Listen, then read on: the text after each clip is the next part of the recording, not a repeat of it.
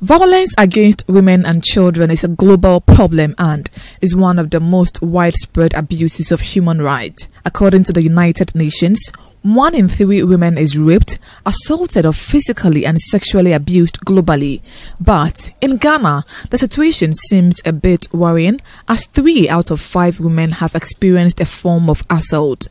Many elderly women and the vulnerable in society in some parts of the northern region have left their homes to seek refuge in witches' camps.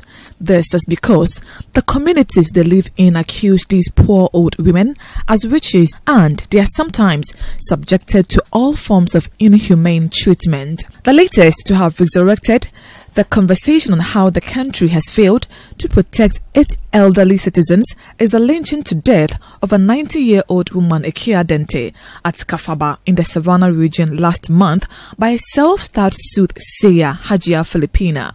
Hajia Filipina is currently in police custody with 6 others for their involvement in the gruesome act.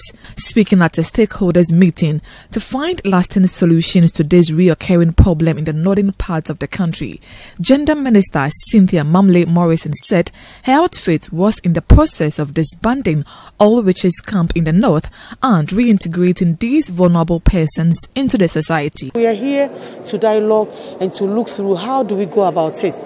We've had a lot of discussion. People have brought their views. We are going on the drawing board and we are going to go back to the north after the 14th and think through. When we close the witch camp, where are we taking our mothers to? Because there are no fathers there, they are only mothers. Our mothers and our grandmothers, where are we taking them to? So now we are thinking of putting up a safer place for them to live.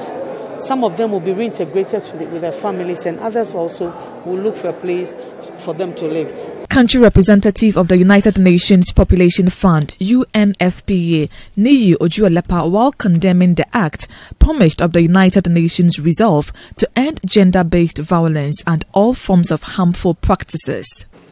For us at UNFPA, we do our best to support and partner with countries, with governments and leadership at all levels to eradicate, very, very importantly, gender-based violence and all forms of what we call harmful practices across the board. It doesn't matter if they are traditional practices or that they are cultural practices. If there is any practice that is harmful, we want to do whatever we can to ensure that it is no longer in our society, especially in the spirit of making sure that no one is left behind in terms of socio-economic development.